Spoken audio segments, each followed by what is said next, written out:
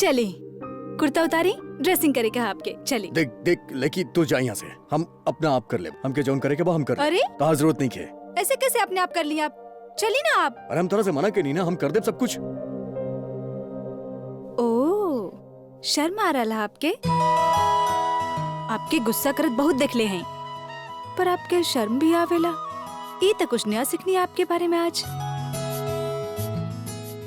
ये सब शर्म वर्म ना आप बाहर वालन के सामने दिखाएं। हम तो आपके घर वाली हैं, हमरा से कैसे शर्म? चली। अरे लेकी ई घर वाला बाहर वाला बात नहीं के, ये हम खुद कर ले। हमके पता है कि आपके तकलीफ हो रहा है, हम बस आपके तकलीफ दूर करे के चाहत हैं। और आप ये सब मत सोची कि चोट कहाँ लागल है, बस सिर्फ ये सोची कि हमारी शादी से पहले हम एगो मेडिकल स्टूडेंट रहनी। यही खातिर डॉक्टर साहब भी बहुत सोच समझ के हमके जिम्मेदारी देले हा कि हम ही आपके ड्रेसिंग करब। आपके कोनो शक है? एगो काम करत ही, हम डॉक्टर साहब के फोन लगावत ही, आप खुद ही बात कर ली उनकरा से। सारा कोनो जरूरत नहीं के, कोनो जरूरत नहीं के डॉक्टर साहब के फोन करे के। तू एक काम कर, तू दूर खड़ी हो जा, वहीं से जौन करे के बा करा, हमरा पास आवे की जरूरत नहीं के, हम अपन काम खुदे कर ले। दूर जाके? आपके मतलब हा ऐसे दूर जाके हम आपके ड्रेसिंग करी? हाँ। हमार हाथ ना हमार जैसन छोटा सा क्यूट सा हा, कानून की तरह लंबा ना हा, ऐसे वहाँ पर पहुँच के ड्रेसिंग ना कर पाई जादू से। यही खातिर हमके आपके पास आवे के पड़ी ड्रेसिंग करे खातिर। अरे लड़की तरह समझ में नहीं क्या बात कि हम क्या कहा था नहीं। अरे हमके जरूरत नहीं कि हम सब कुछ कर ले खुद। ऐसे कैसे जरूरत ना? ये अपन एटीट्यूड ना अभी मत दिखाई, ठीक होवे के बाद दिखाई। ये हालत में सूट ना करेला। चल जल्दी जल्दी कर जल्दी कर। लेकिए सुने कि हम क्या अभी आप हमारी बात सुनी। अरे समझत काहे नहीं? आप जिद कर रही। अरे हमके ना करवा के बात। अरे सुना तो सही। ये हालत में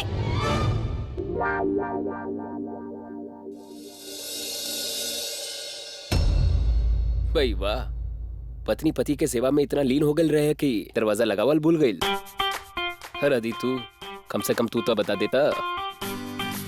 शरद जी वो हम इनका ड्रेसिंग करत रहनी बस।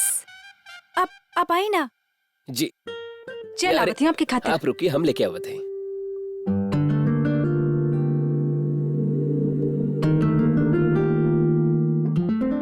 ये फूल रख दे ली आपके पास, शायद आपकी जल्दी ठीक हो जाए। काहे कि तू वो अधिराज ना रहेला जे अपन से पहले दूसर के बारे में सोचत रहे। तू कब इतना खुदगर्ज हो गएला यार? अधी देखा तोरा में तनी भी खुदगर्जी बाकी है ना, तो अपन फायदा खातिर उनकर इस्तेमाल करल छोड़ दे। मुंह फुला के कब तक बैठल रहा बा? ठीक है, हो गए झगड़ा, रिकर मतलब ये थोड़ी ना कि हमारी दोस्ती टूट जाए। इतना कमजोर रिश्ता है का हमार?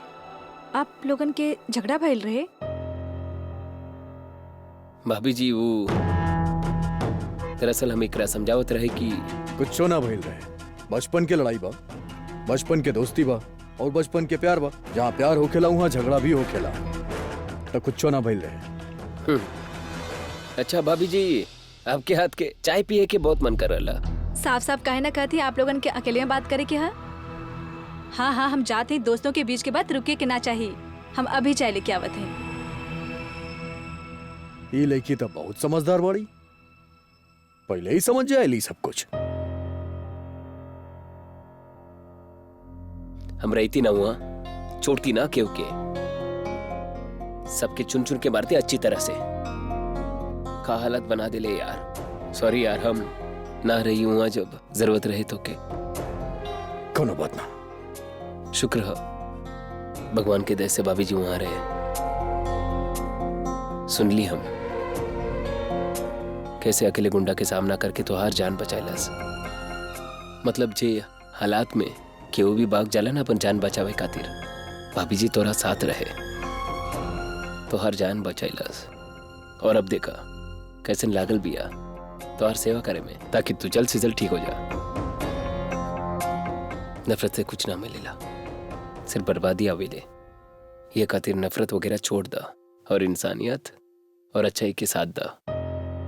देखा तू हमारे दोस्त ना, हम तो हर भाई हैं। ये खातिर भाई होवे के नाते पूरा हक से तो के कहत है, भाभी जी के मन के अच्छाई और खूबसूरती के देखे के कोशिश करा।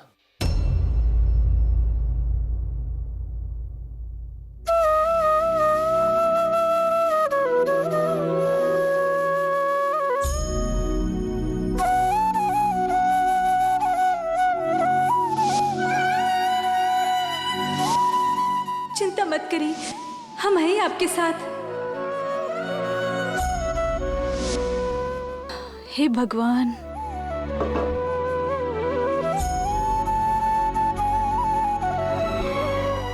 काहे बचेलू हमरा के?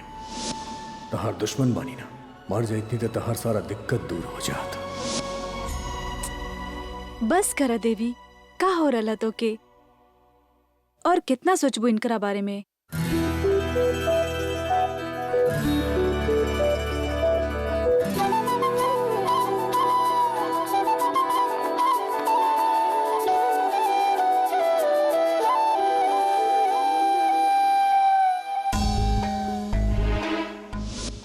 हमार बेटा जी के एक का अनर्थ हो गए हमरा से। अम्मा जी अधिराज के साथ ऐसा कैसे कर सकेनी?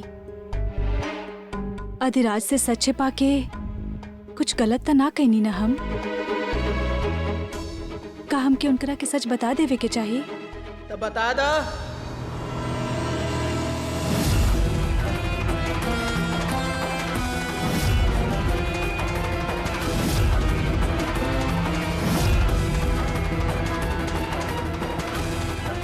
सोच का रहल बाड़ू, अगर छुपा ना सकेलू तो बता दा।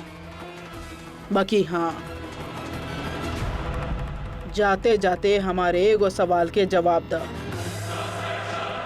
बा कोनो सबूत तोहरा पास? तू रास्ता पे चिल्ला चिल्ला के भी बोलबू ना तो केहू तो हर बात पे विश्वास ना करी। केहू सोच भी ना सकेला कि हीरा राजावत अपन बेटा जी के साथ ऐसा भी कर सकेली। और हमार बेटा जी वो तो तहार जान ले लिए। लेकिन हम तो सोच ले रहे कि तू बहुत चालाक बाड़ो, बाकी बेवकूफ निकल लो। जकरा बतावे के बा ना, जाके बताता जा।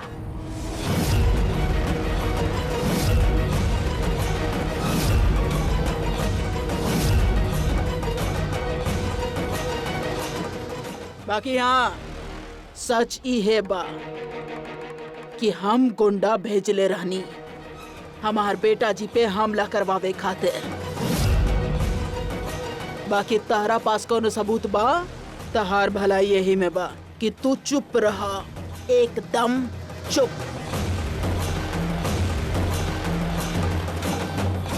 बाकी हाँ, सच यही बा कि हम गुंडा भेजले रहनी हमार बेटा जी पे हमला करवावे खातिर।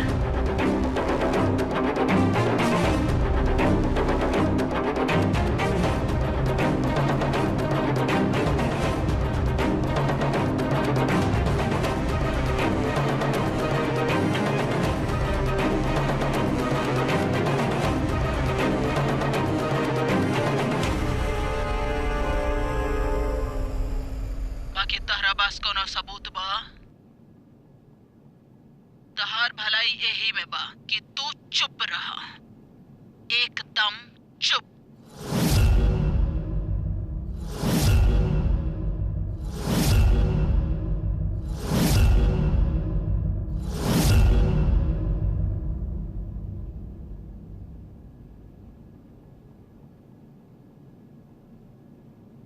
थैंक यू अम्मा जी।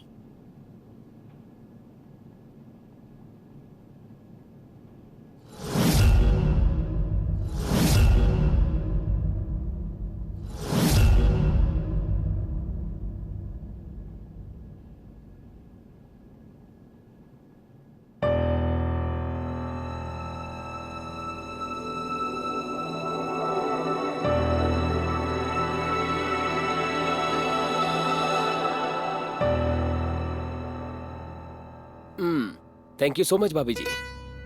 असल में आपके चाय पिए ही आयल रही, फिर सोचने जब आयल हैं इनकरा से मिल ली। अच्छा एगो बात बताओ तू हमरा के हमनी के दोस्ती में ही फूल कहाँ से आ गए? हाँ यार, ये बार हम सोचने की कुछ चेंज करत है, तो ये खातिर तनी अंग्रेजी स्टाइल। तू भी ना शरद। शरद के जाते ही ये लड़की हमार बेटा जी के। तो चला हम जा रहे हैं, अपन ध्यान रख गया। अरे बैठा ना बेटा, इतना जल्दी कहा बा? खाना उन्हें खा के जा। माँ जी चाहत हम आई कि आपके साथ टाइम तनी और बिताई, लेकिन अब अभी भी यहाँ पर दफ्तर के काम के संभाल वो हमके देखे के पड़ी ना, तो हम जल्दी से जात हई, सारा काम निपटा के आपसे शाम के मिलत हई। चल भाई अपन ख्याल रखा।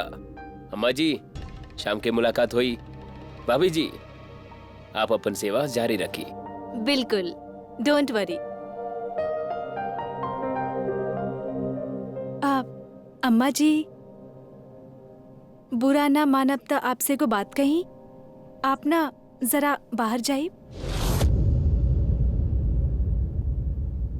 हम काहे जाएं? हमार बेटा जी के कमरा बा।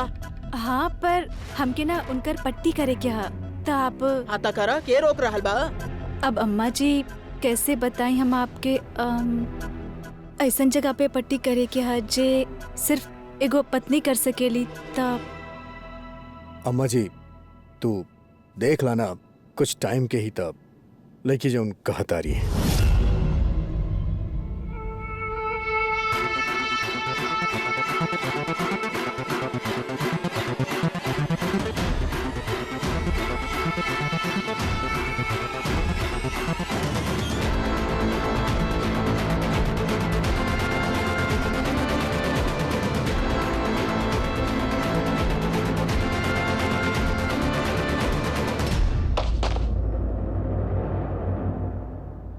ओ हमार फोन।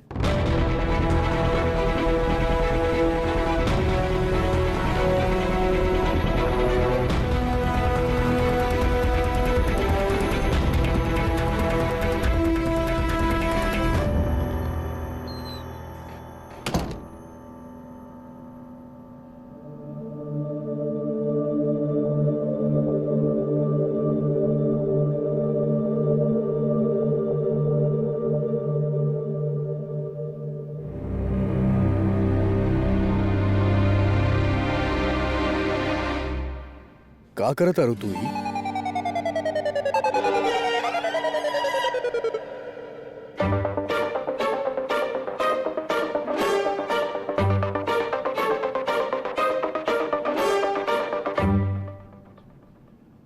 अरे का करत अरु तू यहाँ वहाँ काहे घूमत अरु? आप ऐसे पीछे पीछे जात रहब तो हमके एनी उनी घूमे के पड़ी ना। तोहरा से मना कैले बानी ना के जरूरत नहीं के हमरा के ता तू जा। का हो गइल? यहाँ काहे बड़ी बड़ी करत अरु? हमार कहे के मतलब ही बा के आंख बड़ा करे के जरूरत नहीं के, जौन करे के बा आंख बंद करके कर। आंख बंद करके? आप मुंह बंद करके गाना गा सकीले? पैर बांध के चल सकीले? ना ना, तो फिर आंखें बंद करके क्यों पट्टी कैसे कर सकेला? पहले घाव के देखे के पड़ेला, साफ करे के पड़ेला, फिर पट्टी हो खेला। ऐसे आंख बंद करके पट्टी कैसे करी हम? पता ना आपके में इतना अजीब काहे लग रहा है। हसत काय बड़ू तू हमरा पे हसत अरु? मजाक उड़ावत अरु हमार? हम बस सोचत रहनी कि सुजानगढ़ के युवराज, रजावत हवेली के शेर कैसे ऐसे नए नवेली दुल्हन की तरह शर्मा रहा है। सुजानगढ़ में रहे वाला लोग देखी अपन युवराज के कैसे कोमल, नाजुक और शर्मीला है। डर तो ना लग रहा है आपके पट्टी से? डरी मत, हम है ना, आपके कुछ ना होई देव हम। चलिए अब करत ही पट्टी।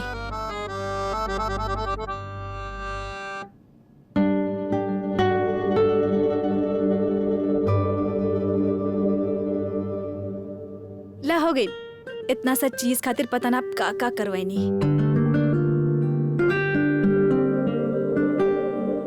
सुन,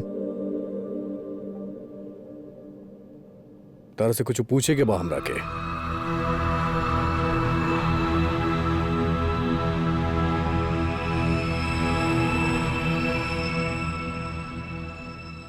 जब तोहरा के हम बीच रास्ता पे छोड़ दे ले रहनी तब फिर तोहरा के वापस आवे के का जरूरत रहे? तारा साथे ता कबो अच्छा ना कहले बानी ना, हम हमेशा दुख और तकलीफ ही देले बानी, तब फिर तू हमार तकलीफ काहे ना दिख सके?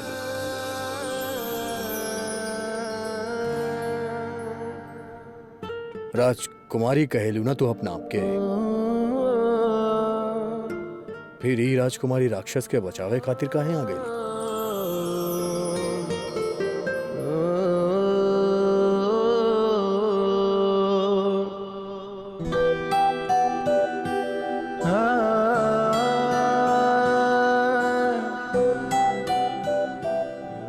ओकर जवाब तो हमहू ढूंढ रहे हैं।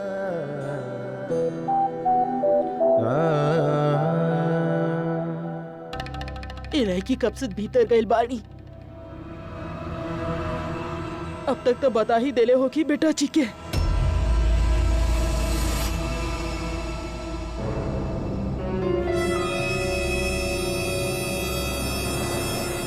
का बात हो गई अम्मा जी?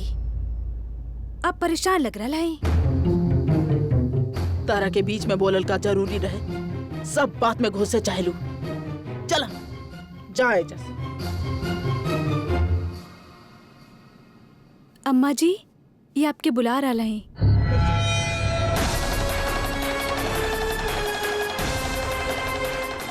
कोनो बात तो हाज परेशान कर रहे हैं अम्मा जी के, पता लगावे के पड़ी।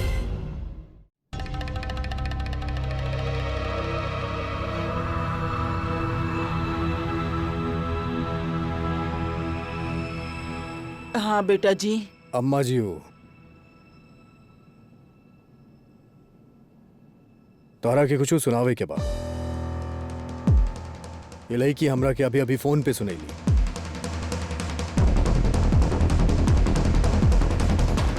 तोहर फोन कहाँ बा? हमार फोन कहाँ गई? हमार फोन मिल गई।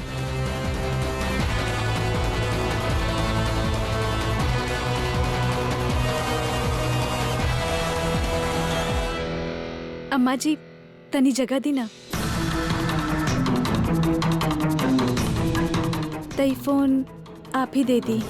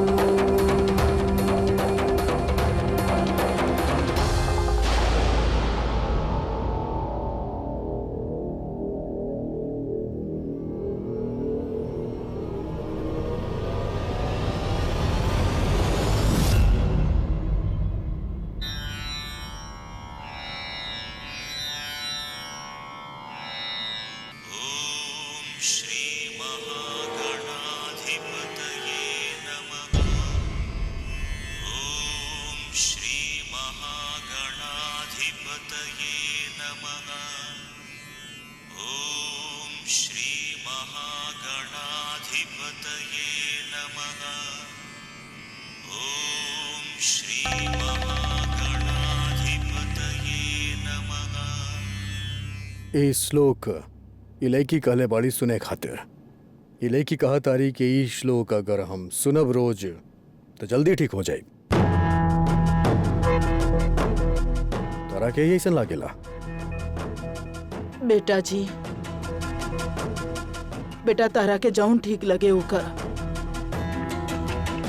हम तो बस देवी माँ से प्रार्थना करब कि तू जल्दी से ठीक हो जा। ठीक हो जाए, तारा की चिंता करे की जरूरत नहीं कि अम्मा जी। का बोल अम्मा जी, तू इतना परेशान काहे बाड़ू? तो हर तबीयत तो ठीक बना। कैसे ठीक होई? कितना चिंता करेली आपके। हमके तो लगा था कि इनकर बीपी हाई है। डरी मत अम्मा जी, हम है ना, हम सभी की सेवा करते हैं, सभी के इलाज करते हैं। नहीं घर में आपके भी कर दे।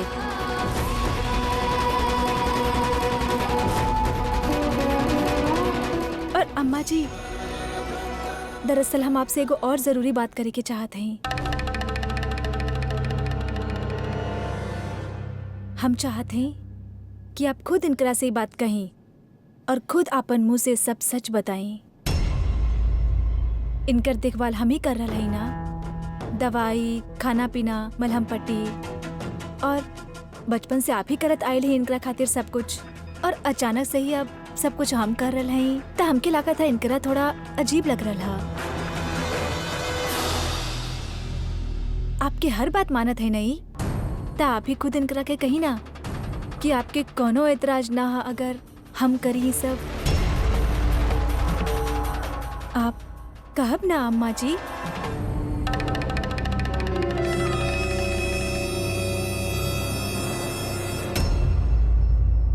बेटा जी लड़की ठीक कर रहल बाड़ी, पढ़ल लिखल बाड़ी, डॉक्टरी पढ़ ले बाड़ी, त ओकर त फायदा उठावे के पड़ी। करे द पट्टी। हम तो सिर्फ इतना चाहेनी कि तू बस जल्दी से ठीक हो जा।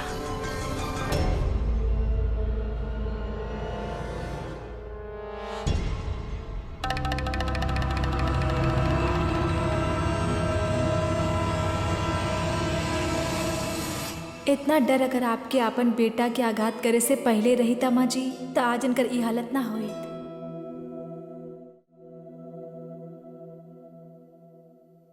आप आराम करी। सुना,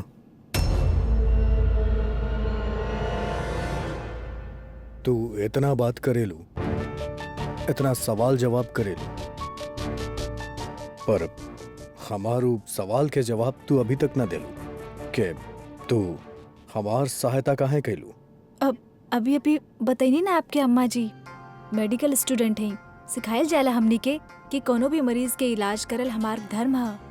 कोनो भी मरीज के जान बचाइल चाहे हालात कैसनो होखे, ये हमनी के सिखायल जाला, वो हमार धर्म है। तब बस हम अपन धर्म निभावत रहनी।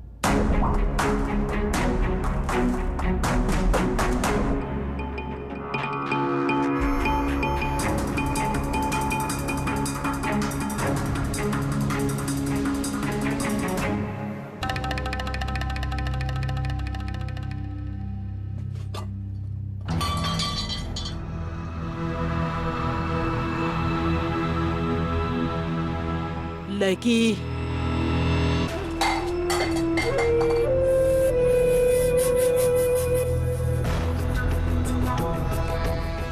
वो लड़की के पास फोन में सबूत रहे तो सुनैली काहे ना बेटा जी के?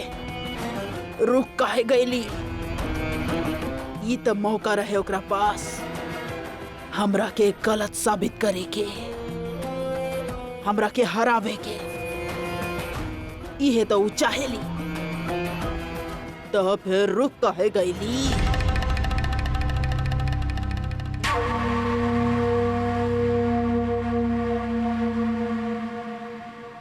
अम्मा जी हमके ना दाल में कुछ काला लग रहा है। देखा ना कितना तेवर दिखा रहा है आपके सामने।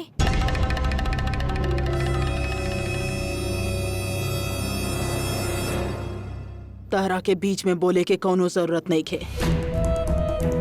कुछ ना भइल, जा अपन काम कर। पर अम्मा जी आपकी चिंता में देख के हमारा मन कहाँ लगे कहाँ। चुप। चलल पे नमक मत छिड़का उर्मी, वजह से दफा हो जा। जी अम्मा जी, जैसन आपके आदेश।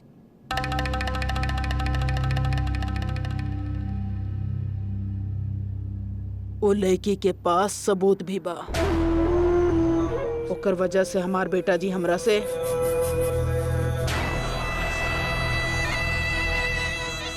ना ई हम होके ना दे। कुछ तो करे के पड़ी, बाकी का करी हम समझ नहीं क्या रहल।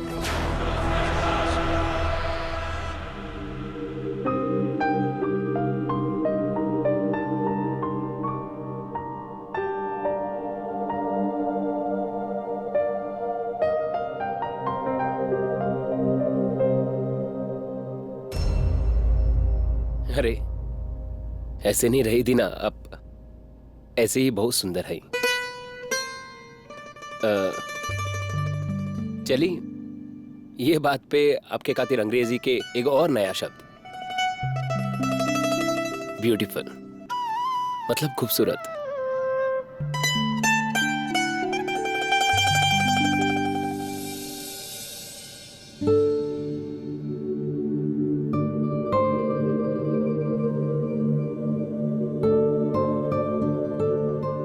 कितना अच्छा है आप, सूरत और सीरत दोनों से ही। किस्मत वालन के ही आप जैसन जीवन साथी मिल सकेली। लेकिन ये मुकुंद भाई साहब वो घर छोड़कर काहे चल गए? आपके चेहरे पर खुशी देखे कहते उनका पता लगावे के ही पड़ी। वादा कैले है आपसे, पूरा करे के हुई।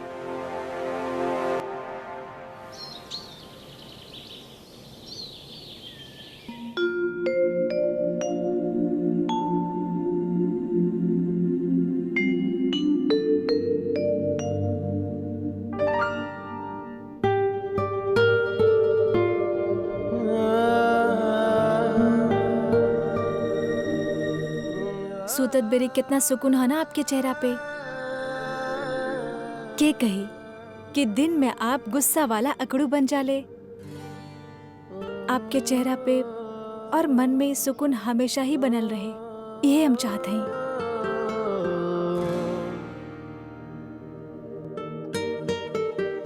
सच इहे बा कि हम गुंडा भेजले रहनी हमार बेटा जी पर हमला करवावे खातिर।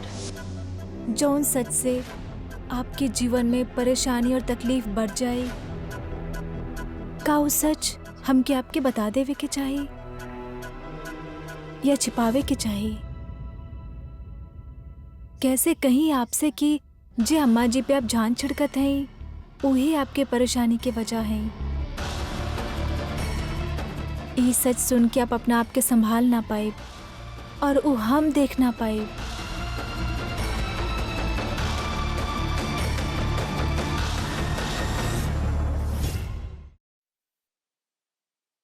आपके ऐसे चैन से सुतल देख हमके काहे सुकून मिल रहा है?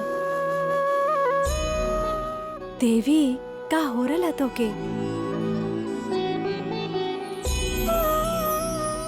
जे राक्षस तो के इतना तकलीफ दे ले, काहे आज तू उनकर तकलीफ देख ना पा रहा हो?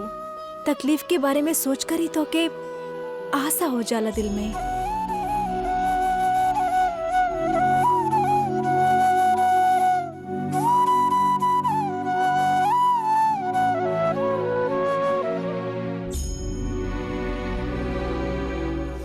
अरे अभी के बाद सवेरे सवेरे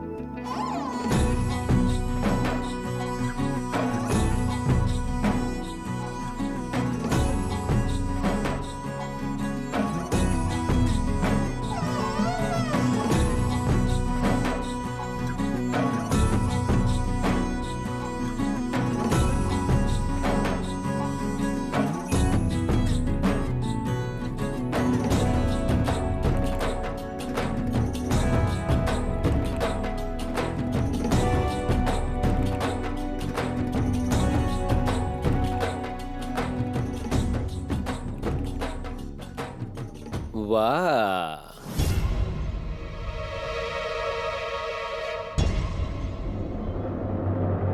यार आम आदमी की शुरुआत तो अक्सर चाय कॉफी से होकेला, ये रजावत फैमिली में सीधा रोमांस से ही।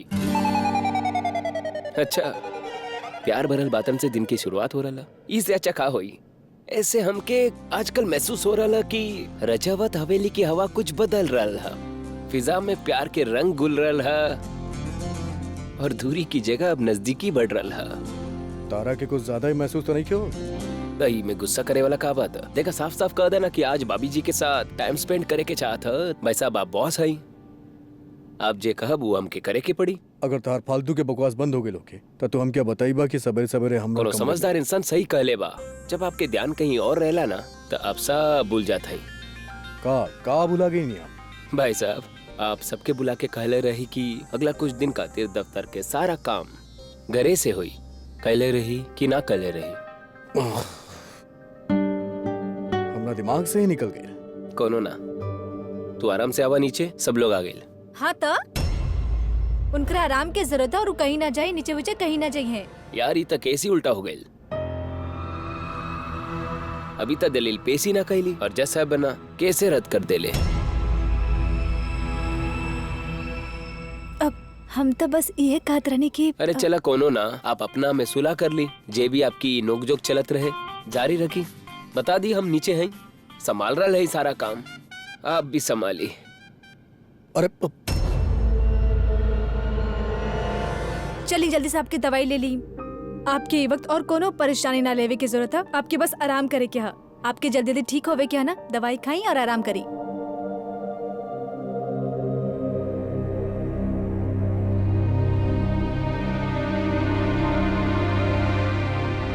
एक कप चाय हमके भी मिली। अरे शरद जी, आप इतना सवेरे सवेरे आजा? जी दरअसल वो ऑफिस के काम रहे तो सोचने की दिन की शुरुआत आपके हाथ से बनल चाय से करी। आप भी ना हमरा से मजाक करत आनी। ही ली में मजाक कैसन? आप बनावत इतना अच्छा चाय है।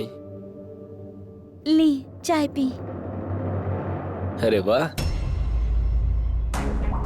ये चूड़ी तो काफी सूट कर रहा है आपके। हमार मतलब काफी अच्छा लग रहा है आपकी कलाई में।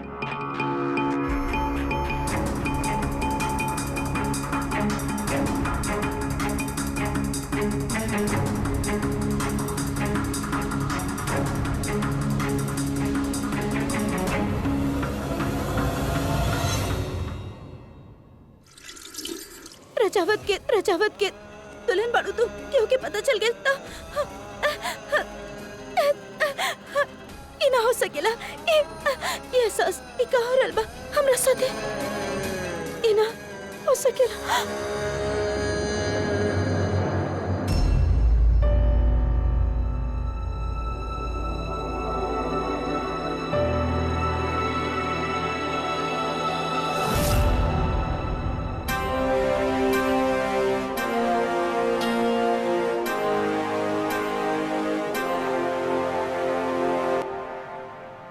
आपके आराम की जरूरत है।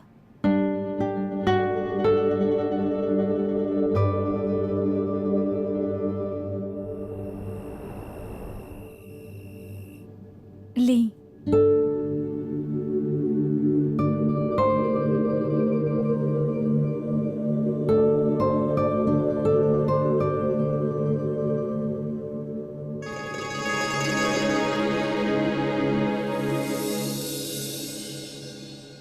हम जब भी तस्वीर देखे ली ना, हर बार सोचे थे कि आपसे पूछब के है में।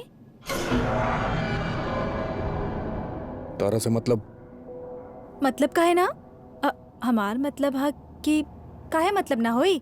हम घर के बहुत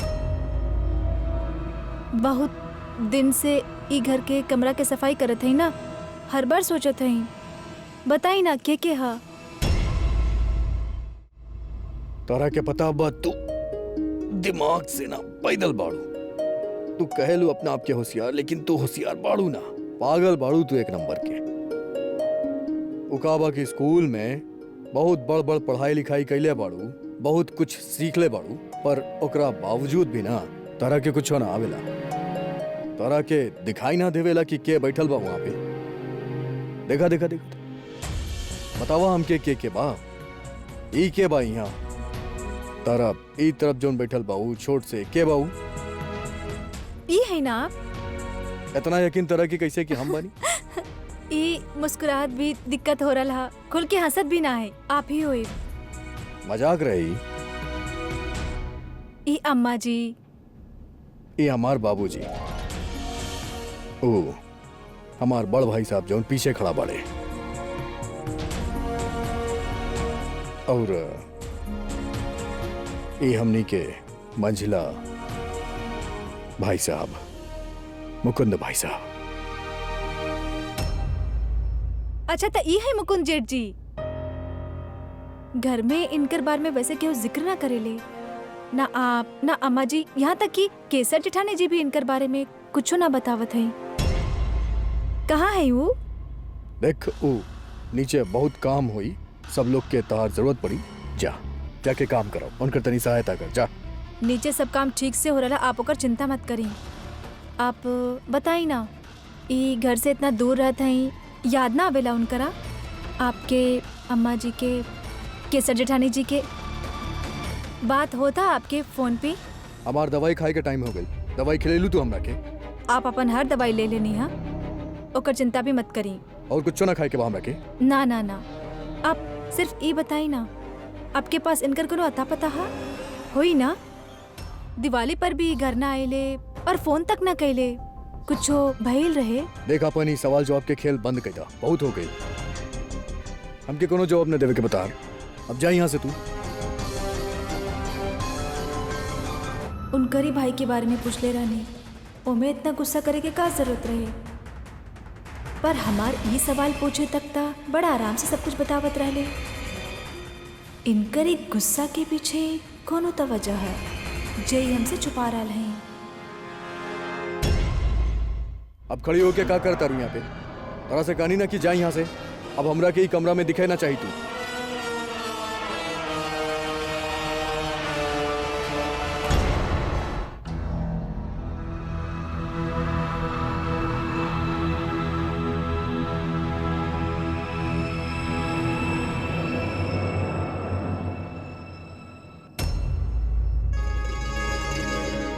जेठानी जी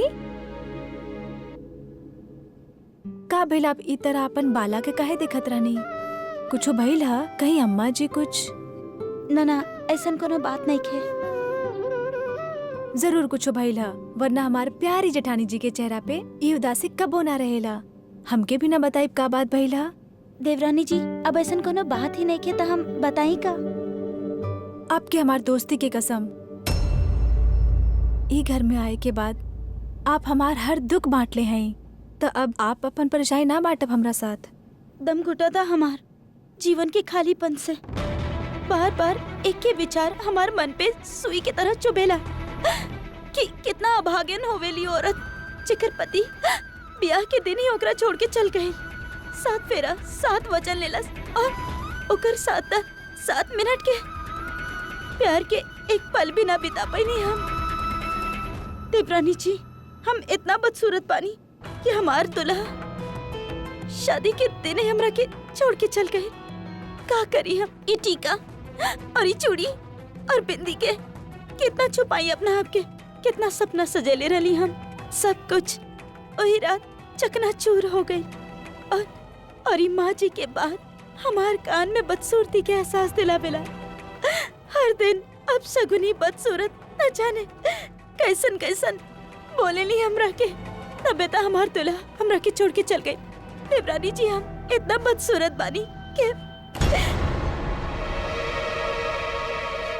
ना जेठानी जी, आप बहुत खूबसूरत हैं, अंदर से भी और बाहर से भी।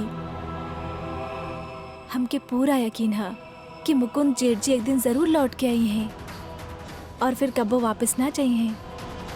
आपके खातिर लौट के आई और हमके विश्वास है कि उनकर घर छोड़ के जाए के कुछ और वजह रहल हुई।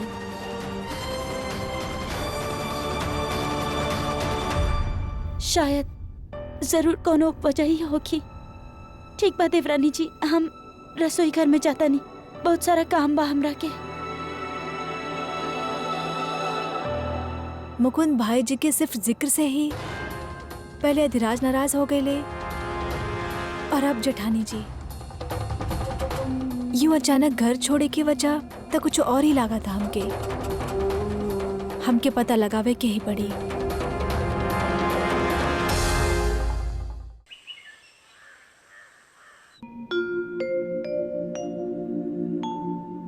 हम आपके खातिर जूस लेके आवत हैं।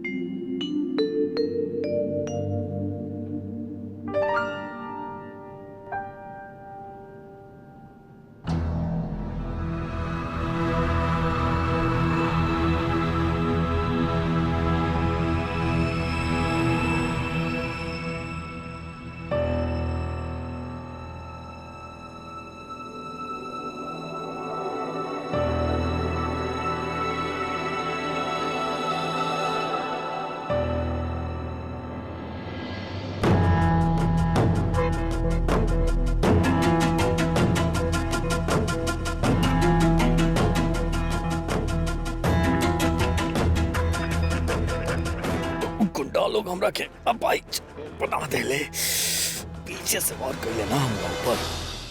अगली बार जब मिलिए ना तब हम बताई के धोखा से मारे के का नतीजा हो खेला।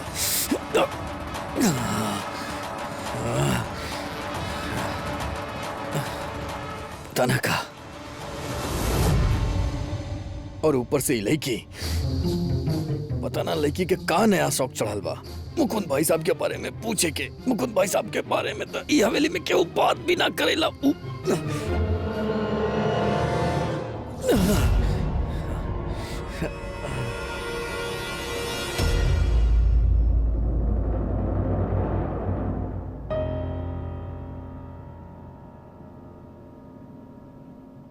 हमके ना जरूरत बता रहा, यहाँ से तू आपके हमार मदद ना चाहिए? ना चाहिए तो हर सहायता।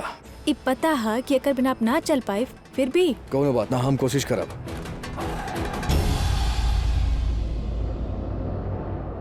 पैर पे सीधा खड़ा ना हो सकीले पर अकड़ सीधा खड़ा है। हम आप ही के फायदा खातिर कह रहे हैं। सुन ले हैं कि साथ साथ काम करे से ना काम आसान हो जाला। कोशिश करी।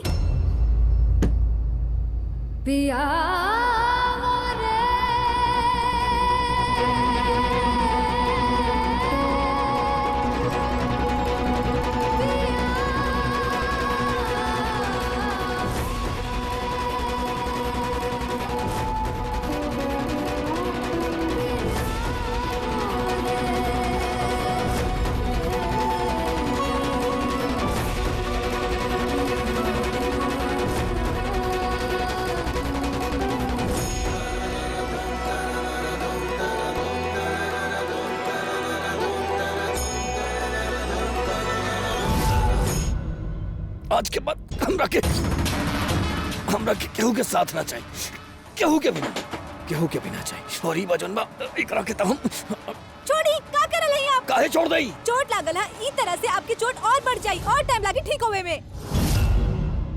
3 दिन से बिस्तर पे बैठल बानी, एकरा वजह से। एकर वजह से ना, जो मन के अंदर आपके वहम है, गुस्सा है, ओकर वजह से आप ना चल पा रहे हैं। चोट कैसे करे से और टाइम लागी ठीक होवे में।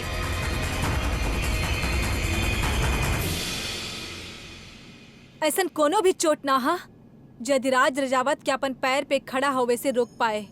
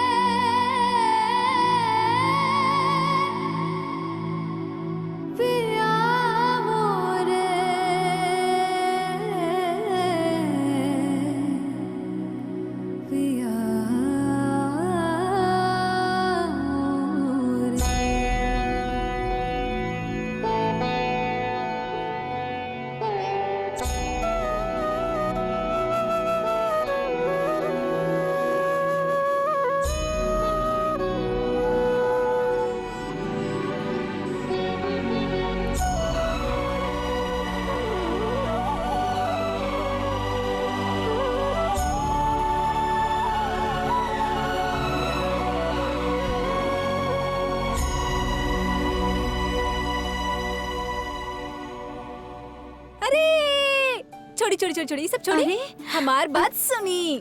बहुत जरूरी काम है हमके पास आपके खातिर। आई आई आई आई। अरे हमके ना आपकी मदद चाहिए। पूछी काहे खातिर? हलवा पूड़ी बनावे खातिर। अच्छा, सिर्फ मदद ही चाहिए ना तारा के हमार। सॉरी, गलत बोल देनी। मदद हम करब, बनाइब त आप। हाँ हाँ ठीक बा, बाकी आज ही हलवा पूरी कौन खुशी में बनावे के सोच गए आपके? काहे कि आज हम बहुत बहुत बहुत बहुत बहुत बहुत बहुत बहुत ज्यादा खुश हैं। कुछ कुछ दिन ऐसा होला ना जे ढेर सारा खुशियाँ लेके आवेला। इतना खुशी जे संभले ना संभला था। पता आज हम का कहनी? आज हम अधिराज के गला से लगैनी। मतलब आप माँ बन जाए? कक्का अब पर अभी तो आप कहनी ना देवर जी आपके गला लगैले रहनी, मतलब अब तो आप ना ना ना ना ना ना, हमार भोली जेठानी जी, ऐसे गला लगावे से बच्चा ना होखेला। माफ कर दी देवरानी जी, हमरा के तो पता ही नहीं खे, और पता भी कैसे रहत। ब्याह के इतना साल हो गए, माँ बनल का होखेला कुछ पता नहीं खे। बाकी हमरा के लागल। सॉरी जेठानी जी, इतना प्यारा चेहरा है आपके और ऊपर ही उदासी, बिल्कुल अच्छा ना लगा था। चलिए। हेलो लेडीज, का बना रहे आप लोग? अरे वाह, आपके खातिर एको खबर है। दरअसल हम मुकुंद बादशाह आपके पता लगा ले ली। जेठानी जी, thank you so much. Thank you हमके ना, टेक्नोलॉजी के कही जीवन इतना आसान कर देले बा।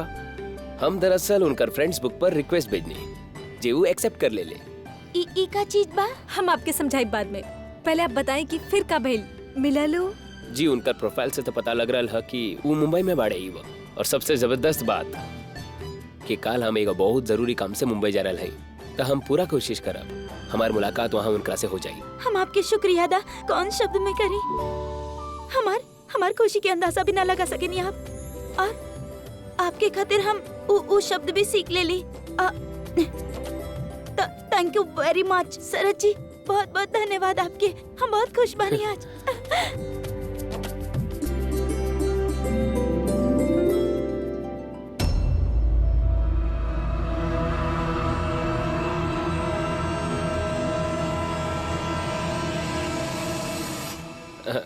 टमाटर बहुत अच्छा है भाभी जी। हम तनी केसर दुल्हन, दलिया लावे में कितना वक्त लगी?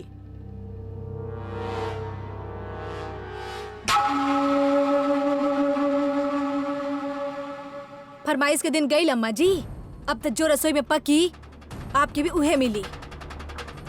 ना ना, ई हम ना करल है, ई तो दफा हो जा।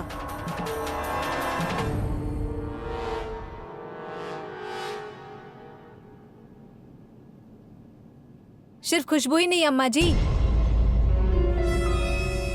एकर स्वाद भी बहुत ही अच्छा है। चख के तो देखिए अम्मा जी, इमे मीठा और मेवा के साथ साथ बहुत सारा खुशी और ढेर सारा प्यार भी छुपल है। अम्मा जी अब बहुते खुश हैं, यही खातिर हम सोचने की सभी खातिर हलवा और पूड़ी बनाई। हमार खुशी के वजह ना पूछबा। आज 3 दिन बाद हमार पति पहला बार जमीन पे पैर रख ले, और अब जब पैर रख ले हैं जमीन पे, तब बहुत जलापन पैर पे चले भी लगी है खुद। केहू चाहे कितना भी बुरा सोच ले अम्मा जी, जब तक हम अपन पति के साथ हैं कुछो बुरा ना होए देव उनकरा साथ। केहू उनकर कुछो ना बिगाड़ सकत है अम्मा जी।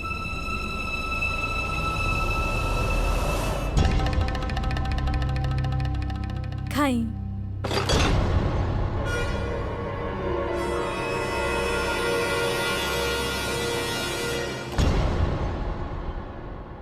ई का अम्मा जी, अन्न के अपमान? आप तो बड़ हैं, आपके पता होवे के चाहिए कि अन्न के अपमान करल घर के लक्ष्मी के अपमान करल होखेला।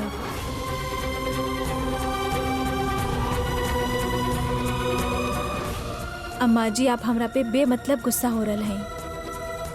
हम भी यह चाहते हैं कि आपके बेटा के साथ आपके रिश्ता यूं ही कायम रहे। उनकरा गलती से भी सच के पता ना चले। उनकरा सच के पता चल गई तो वो अपना आप के संभाल ना पाई हैं। इतना प्यार जो वो करत हैं आपसे, तो गुस्सा मत करी हमरा पे। हमार तरफ से ई मुद्दा ये खत्म होता।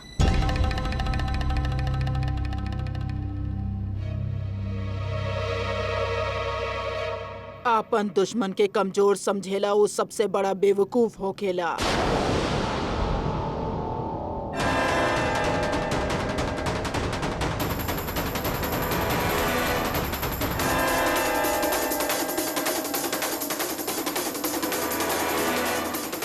तारा के का लागल, तू जौन कहबू और हम मान ले। हीरा रजावत पे तलवार लटका के रखबू और वो कुछ ना बोली। आपकी सोच ही गलत था अम्मा जी। इमे हम आपके कोनो मदद ना कर सकत हैं। मदद के जरूरत अब तारा के पड़ी लेकी। तारा के जौन करे के बाऊ कर ले। बाकी अगला 24 घंटा में तो खुद बोलबू कि अधिराज रजावत के माँ जी अपन बेटा जी के बारे में ऐसा सोच भी ना सकेली। तब जाके ही मामला खत्म होई। ना अम्मा जी, हम सच छुपा सके नहीं, पर झूठ कबो ना बोलब। हमार परिवार हमके इहे सिखैले हा। तो हर परिवार के खोखला सोच एगो पुड़िया में बांधा और नाला में बहा दा।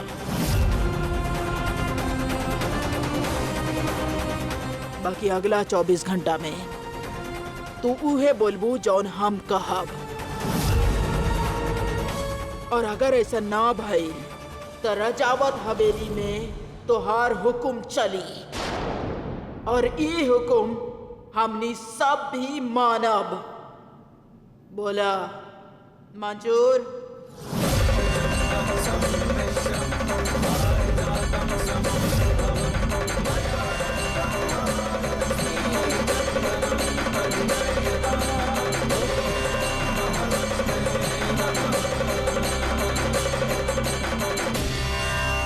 मंजूर।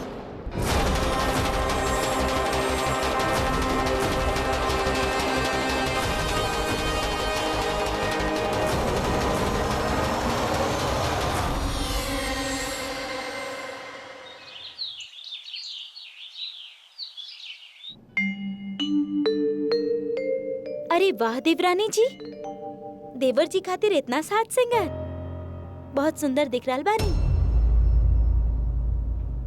का भइल, आप इतना परेशान काहे लग रहल बानी? अम्मा जी हमके चुनौती देले हैं कि आए वाला 24 घंटा में वो हमारी मुँह से कहलवाई हैं कि अधिराज पर ही हमला अम्मा जी कबो ना करवाई हैं। पता ना वो का सोच रल हैं और ये का चाल है उनकर। माँ जी बड़ी हो, वो तो कुछ भी करवा सके नहीं। आप बस सतर्क रही। हाँ, वो कहले हैं कि 24 घंटा के अंदर वो करके दिखाई हैं, पर ई वक्त हमके सिर्फ अधिराज के बारे में चिंता है।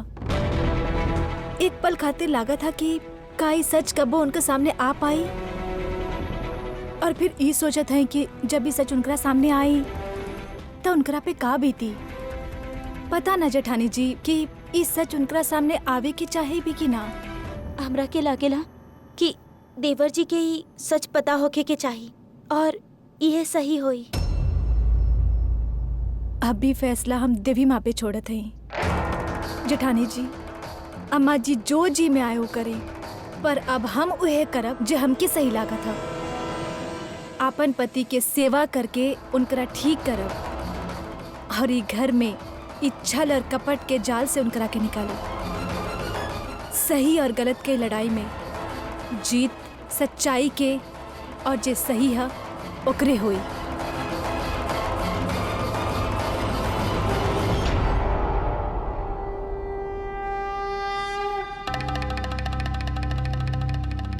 अम्मा जी,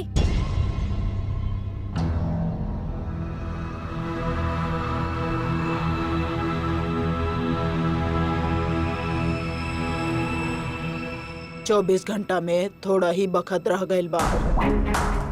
अगर चुनौती में तू खरा ना उतरलू तो सोच ला का असर होई। सोच तो आपके धुंधली हो गई है अम्मा जी। हमार चिंता मत करी। आप सोची, अगर आपके सच अधिराज के सामने आ गई तो का होई? और वैसे भी सच के साथ हमेशा से ही परेशानी रहेला। कितना भी छिपा ले, कम वक्त सामने आ ही जाला।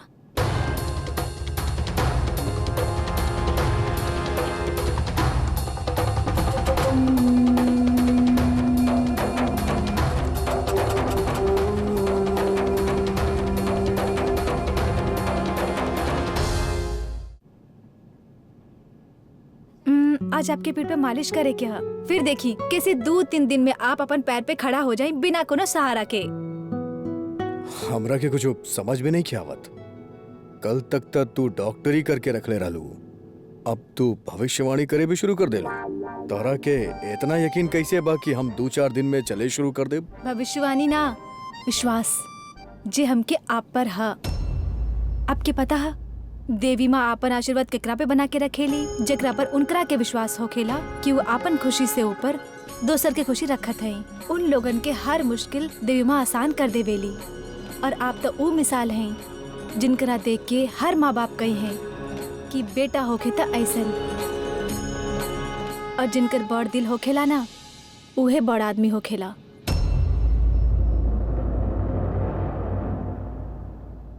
आप ऐसे घूर काहे रहल हैं?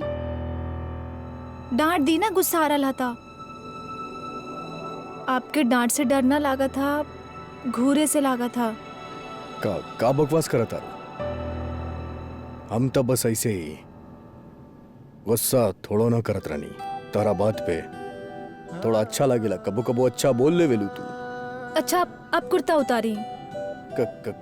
काहे? अब हर बार कुर्ता उतारे से पहले ऐसे शर्मावल जरूरी है? 3-4 दिन से तो आपके पट्टी करल है हम।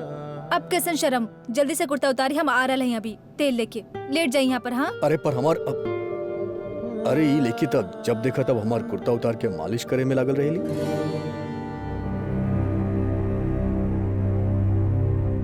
चलें, अब मालिश शुरू करत हैं।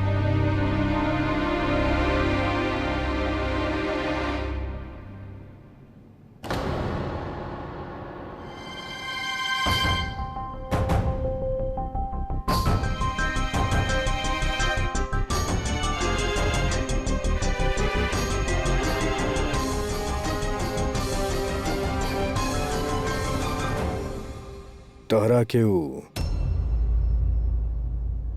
ई निशान दिखाई देहल? कौन सा निशान? अच्छा हाँ, ई। अरे वो जौन हमारू। हाँ, कैसे लागल ई आपके? ओ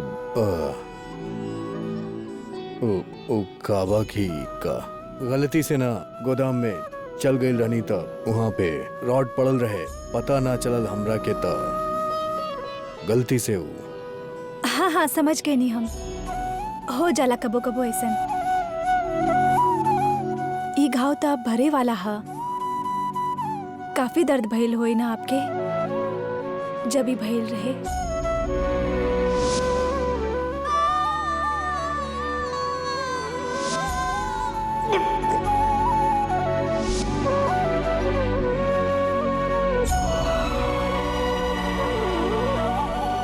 ऐसा नहीं होखेला, ई घाव तो भर जाला,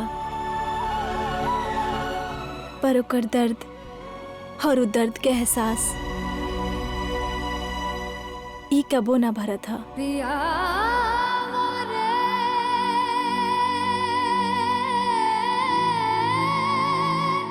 आपके मालिश फिर कबो करब।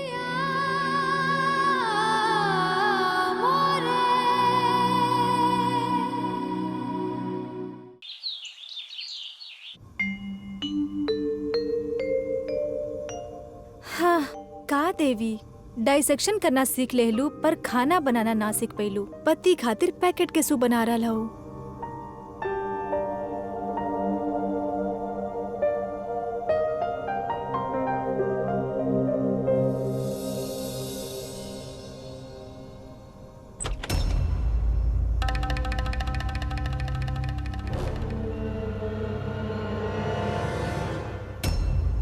समय बीतल जा रहल बाले की नतीजा के इंतजार बा ना? कि यह सब करते रहो। ऐसा तो नहीं खे कि तू हमार चुनौती भूल गईलू। कुछो ना बोलनी अम्मा जी, 24 घंटा देले रहनी ना आप।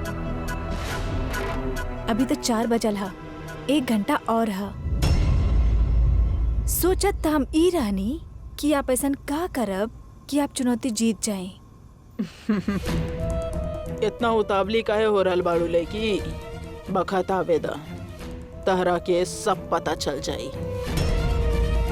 अभी तू हीरा राजावत के जाने लू ना। काम करा अपन।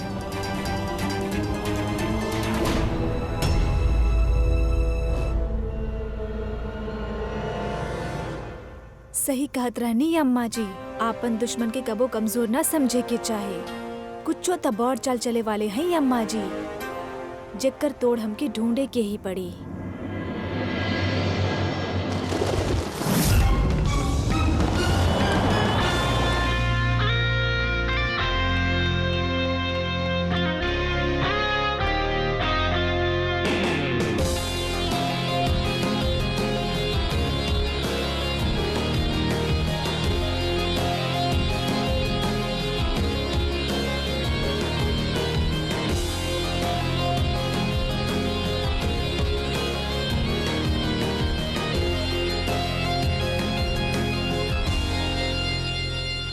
हेलो, कैसे हैं आप?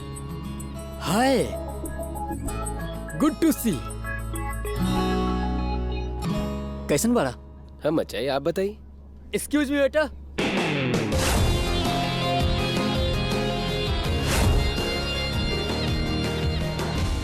हम जब भी तस्वीर देखा थे ना, हर बार सोचे थे कि आपसे पूछब के हाई में। ये हमनी के मुकुंद भाई साहब।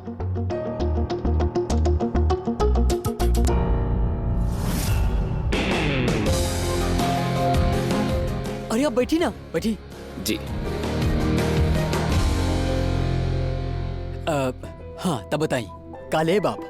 कुछो भी हमार मतलब जे आप ले रहा हैं, हम वह लेब। ओके बेटा, 2 स्ट्रॉन्ग कॉफी बिना चीनी के, जल्दी।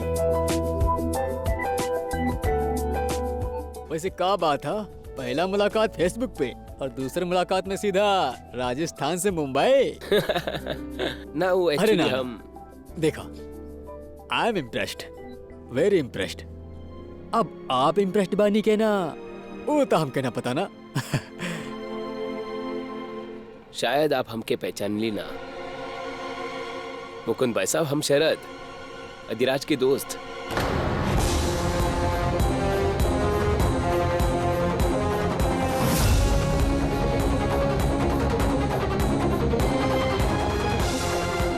का तईकर मतलब अधिराज भेजले बा तोहरा के यहाँ। भाई साहब, आप लिसन लिसन, आप हमारे पास सुनी। हमके ना पता कि अधिराज के अचानक से हमरा से का काम पड़ गई जो तोहरा के यहाँ भेज देले। हम तो सोचले रही कि शायद तू यहाँ हम भाई साहब, हमके हमके हमके हमार एक बात मिनट सुनी। तक हमके आपसे कौनो बात ना करे के हा। आप प्लीज यहाँ से चल जाइए। भाई ना साहब, जाइए भाई आप साहब, यहाँ से, भाई साहब, जाइए हमारी यहाँ बात से। सुनिए। आप 1 मिनट दे हमके। भाई जी, देखा, हम तुहार कोनो भाई जी वाई जी ना है। हम कहनी ना कि हमके आपसे कौनो बात ना करे के हा। आप जाइए यहाँ से। ठीक है मुकुंद जी, आप प्लीज बैठिए, बैठिए। देखिए, हम जानते हैं आप अपन परिवार के बारे में बात करल ना चाहते हैं, ना एकरा बारे में कुछ सुनल चाहते हैं, लेकिन बस हमके यह जाने का है ऐसा कौन वजह रहे अब शादी वाला दिन ही अपन घर छोड़कर यहाँ आ गई। नहीं, आप जानते हैं आपके पीछे केसर जी के साथ का हो रहा। ए मुकुंद, यह तमाशा ना करा, बाद में बात करो। हाय, एक 2 पर्सेस डाउनटाउन के बार के पास। अरे जौन सिर्फ हमनी जैसन लोगन खातिर मुंबई के सबसे रॉकिंग जगह, ओकरा छोड़ के तू यहाँ पे बैठल बड़ा। चला चला, ओके ओके पार्टी यार, चला चला चला चला चला। Excuse me. डाउनटाउन कैरियो के बाहर हमार जैसन खातिर एकर का मतलब है?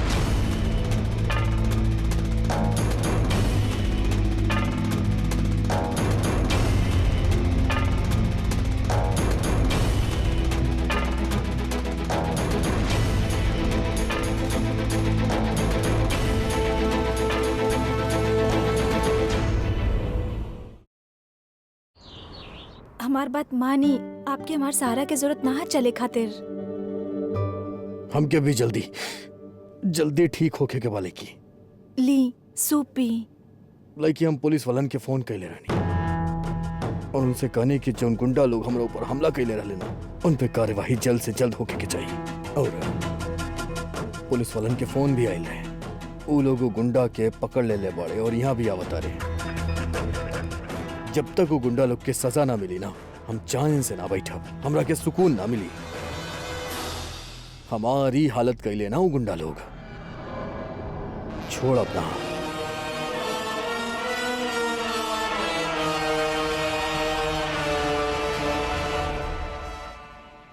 अभी बात कर ले और इतना जल्दी पुलिस पकड़ ले कहीं ये सब अम्मा जी के चाल के हिस्सा तो ना हा? हे भगवान, 4:15 तो हो गई, तब बहुत कम समय है हमारे पास। अधिराज जी में से पहचाने लेके हो के वो दिन आपके ऊपर हमला कैले रह के हो। जे लोग हमरा ऊपर हमला कैले रहले उनकर मुंह ढकल रहे कपड़ा से। अब ऐसे कैसे बताएं कि के रहे? हाँ, उनकर चेहरा पे कपड़ा तो रहे, पर इंस्पेक्टर साहब हाथापाई के वक्त ओमे से एक के गर्दन पे हमें को टैटू देख ले रहने यहाँ पे।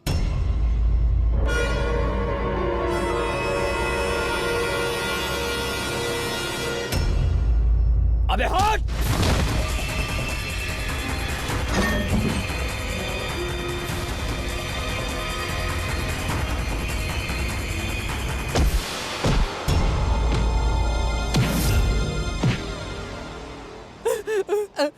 ना ना ना, चला दिखावा।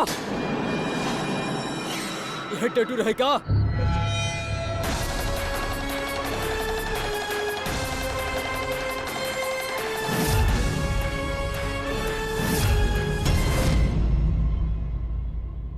हाँ, ये पुलिस के साथ में होशियारी करबा, तोहरा अपन जान के जरा भी परवाह नहीं खे। अगर परवाह पाना तो बोला, अधिराज जी के ऊपर हमला क्या करवाई ले रहे? बतावा था कि दी। हमरा के माफ कर दी मालिक, बहुत बड़ गलती हो गई मालिक।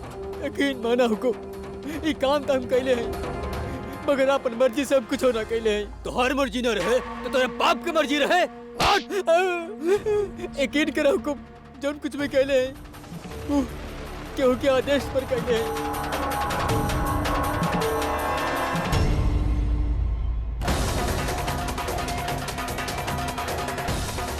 के?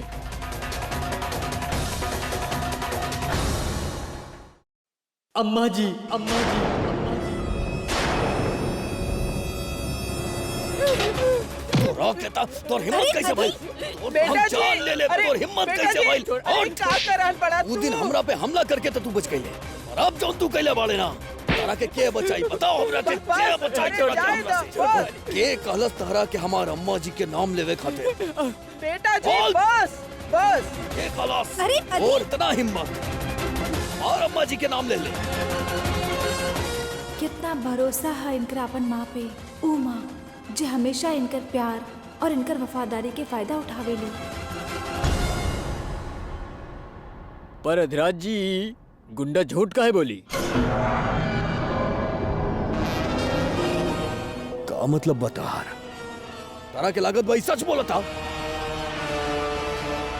सबूत तहरा के ढूंढे के बाद इस शहर से गुंडा उठा के ले ले और हमारा अम्मा जी पे इल्जाम लगावा तारे, और तू हमरा से कहा तारे कि झूठ काहे बोली? अरे ठंडा दिमाग से सोच इंस्पेक्टर, कौनो अम्मा जी अपन बेटा के मारे की कोशिश करिए का? अरे तू सोच भी कैसे लेला? अधिराज जी, सबूत के इकट्ठा करे खातिर बहुत समय लागेला, और ये गुंडा भी आज बहुत पूछताछ करे के बाद भी अम्मा जी के नाम ले ले हा। हम विश्वास कर लें।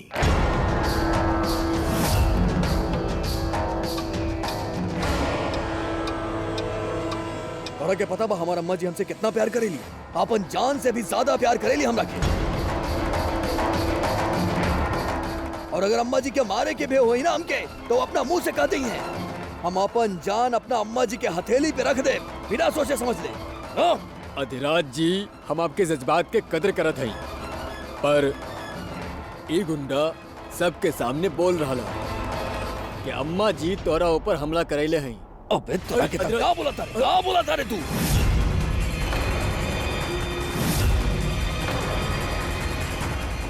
बेटा जी ना ना, हमार अम्मा जी पे इल्जाम लगावता रे। शांत हो जा बेटा जी। कैसे शांत हो जाई अम्मा जी? तारा पे इल्जाम लगावता। हमरा खिलाफ गवाही दे ही आदमी देले बाना।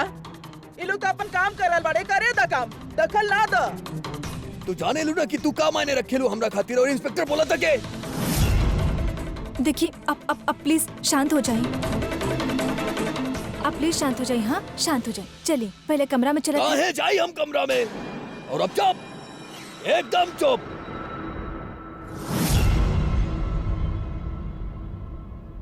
अब क्या हुआ? एक भी शब्द ना बोली। हम बोला बहुत सब सुनिए। हमार अम्मा जी पे इल्जाम लगेलस। इंस्पेक्टर, हमके अच्छा तरह से मालूम बा कि अब का करे के बा। ई केस अभी ही वक्त हम खत्म करब।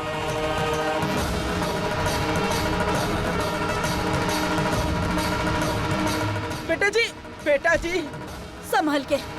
अधिराज जी, अगर हमार अम्मा जी के हमके मारे के जरूरत पड़ल होखे तो ओकरा पीछे कोनो न कोनो तो वजह होई ना। उनकर लइका, उनकर कहल बात के कबो टल्ले ना हुई। ई तो सब जाने ले ना।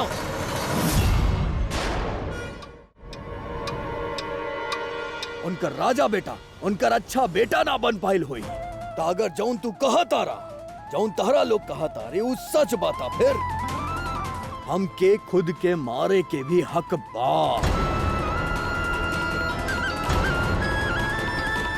सबके सामने अपना आप के गोली मारा ना ना अम्मा जी, ना ना ना ना, ऐसा मत कर। अपना सामने तारा के सजा मिला देखत से बढ़िया बा कि हम अपना आप के गोली मार ले। हमार अम्मा जी के तू का कहले के वो हमरा के मारे के कोशिश कैली ना।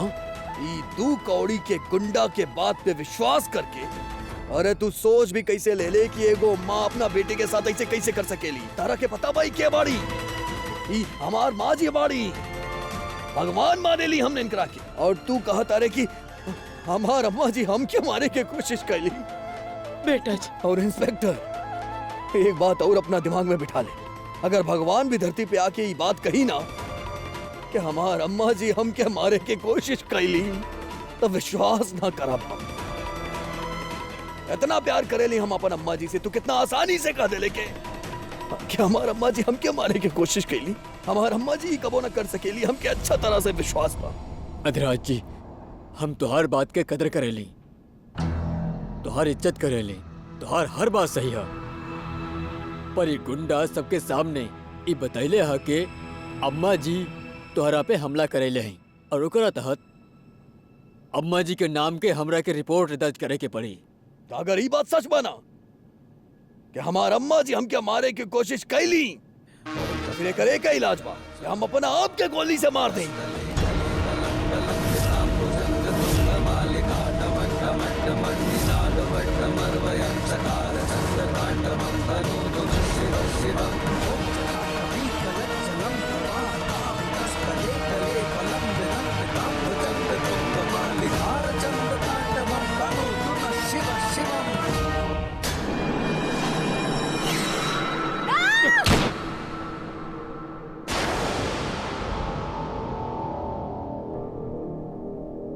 छोड़िए एकरा, छोड़ दो। का करे जात रही आप? होश में आई। होश तो हमारी लोग कब के उड़ा देले बाड़े। अरे ये लोग कहा तारे कि हमार अम्मा जी हम के मारे की कोशिश कैली। देख लड़की, हमार दिमाग पहले से ही बहुत खराब बा। बगल हट जा, वरना बहुत गलत हो जाई। आप बैठिए एक बार, आपकी सब बात सच है। क्यों हमार अम्मा जी पे इल्जाम लगावा? आप जे कर रहे उहे सच है, बाकी सब गलत। हाँ हाँ हाँ, सब मान गईले कि अम्मा जी ऐसन नहीं कर सकेली।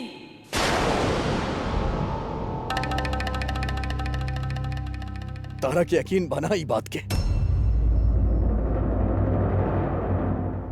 हाँ, अम्मा जी ऐसा कबो न कर सकेली। आपके साथ ऐसा कबो न कर सकेली अम्मा जी, सब मान गईले।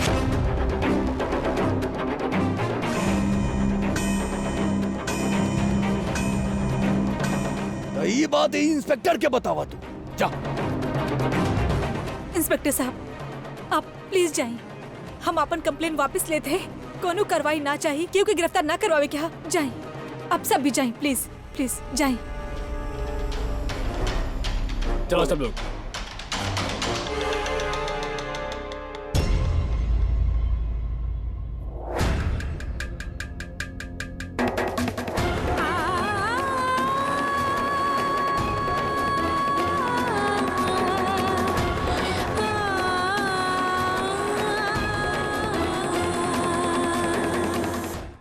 देखला ना, ये तो रिश्ता होखेला माँ बेटा के। केहू चाहे कितना भी दरार पैदा करे, चाहे बाकी उल्टा मुंह ही गिरेला हूँ।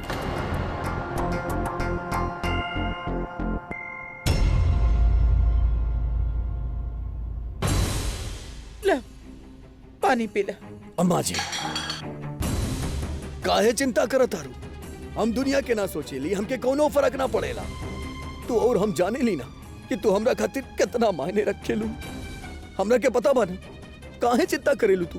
तो ये बात लोग समझेले काहे ना, या तो समझेले चाहे ना, काहे ना समझेले वो लोग कि हमार अधिराज में हीरा राजावत के सांस बसल बा।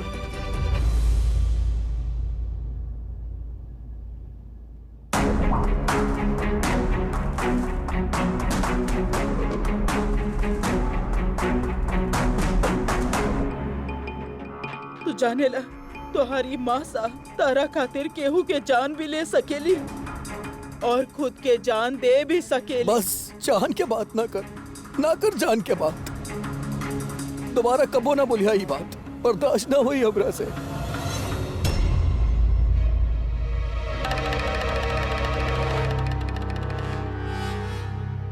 बेटा जी, अब हम ना बोलब और तू ऐसा पागलपन कबो ना करबा। चल तारा के आराम के जरूरत बा। हमारा अम्मा जी पे इल्जाम लगेले। चल आराम कर, बहुत फिक्र होखेला ताहार। हाँ संभाली। हमारा अम्मा जी पे इल्जाम लगेले। दो कौड़ी के गुंडा पे विश्वास करके हम दुनिया जला के राख करते।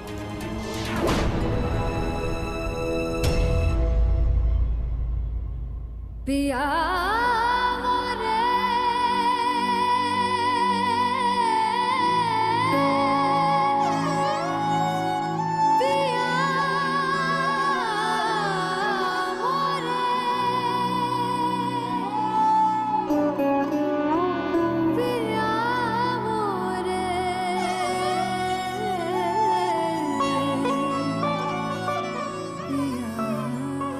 अम्मा जी के नाम लेता रे। अरे का इतना हिम्मत कौनो माँ अपन बेटा खातिर ऐसन करी का? ओकरा मारे की कोशिश करी का?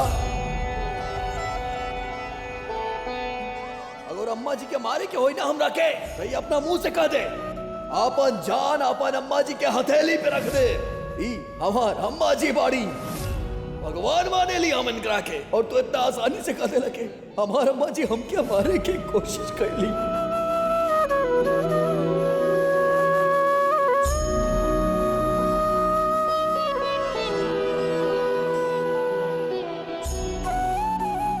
अगर ये बात सच बना कि हमार अम्मा जी हमके मारे की कोशिश कैली, तो फिर एक ही इलाज कि हम अपना आप के गोली से मार दें।